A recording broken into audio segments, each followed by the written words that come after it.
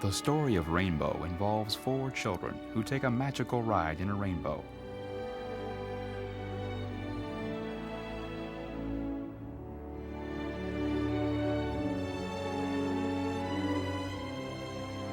One of the children foolishly steals some of the rainbow's gold with disastrous results.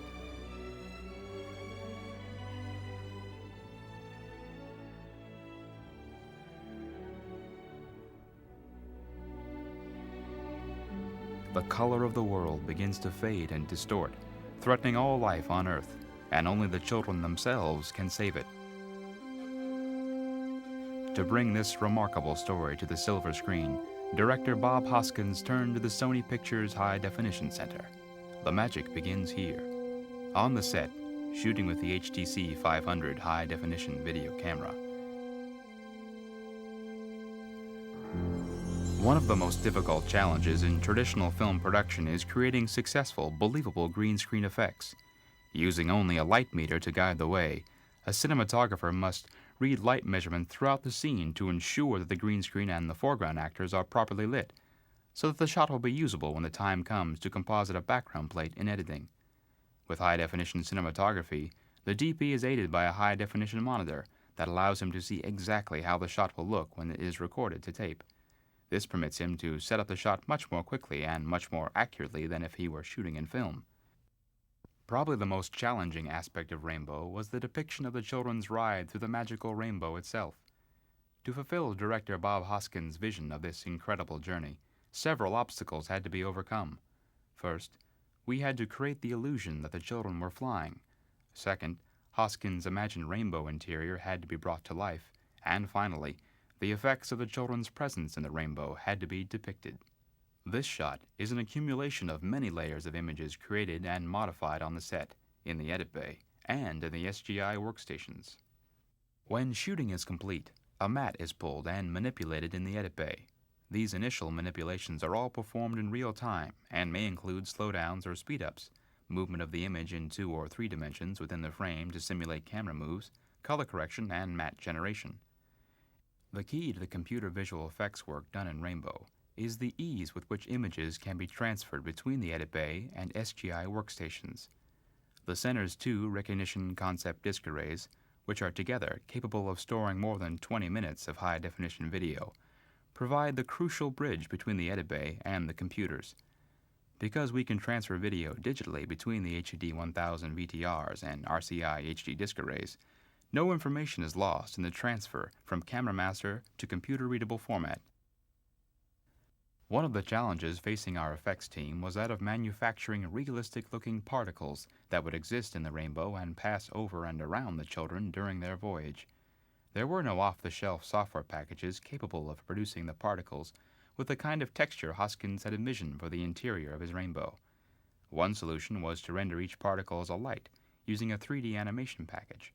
Unfortunately, this resulted in render times as long as 20 minutes for 10 lights per frame.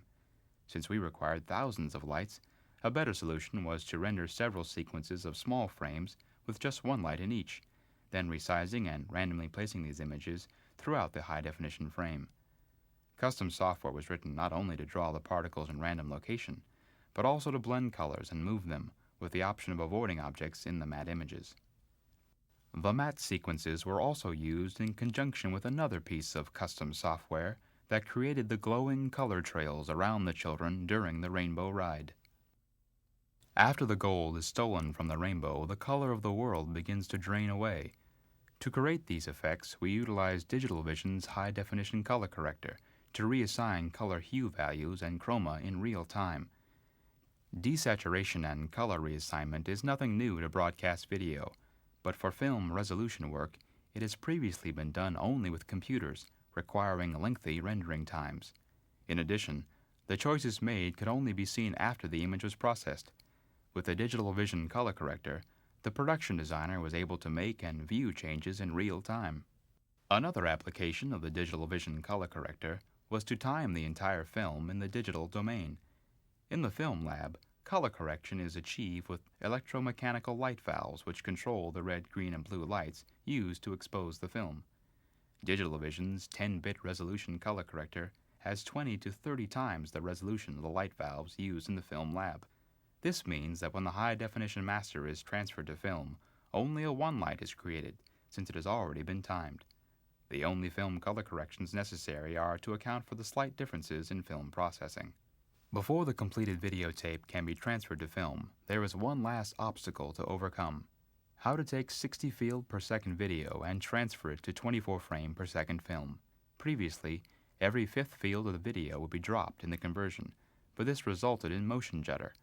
At present, though not completely ideal, we mix fields with appropriate percentages of information, which smooths the image when projected at 24 frames per second. Before we lay the image to tape, we must convert the image to PAL in order to identify any problems in this conversion, such as motion blurring and mixed fields at cut points, which require further image processing. The 24-frame HD video is converted to film using Sony's Electron Beam Recorder. The electron beam writes to a black and white emulsion, creating sequential color separations which are subsequently printed through a sequential color filter to produce a color negative which can create interpositive and printing negatives. And that's the story of how Rainbow was brought to life by the Sony High Definition Video System. The magic behind the magic of Rainbow.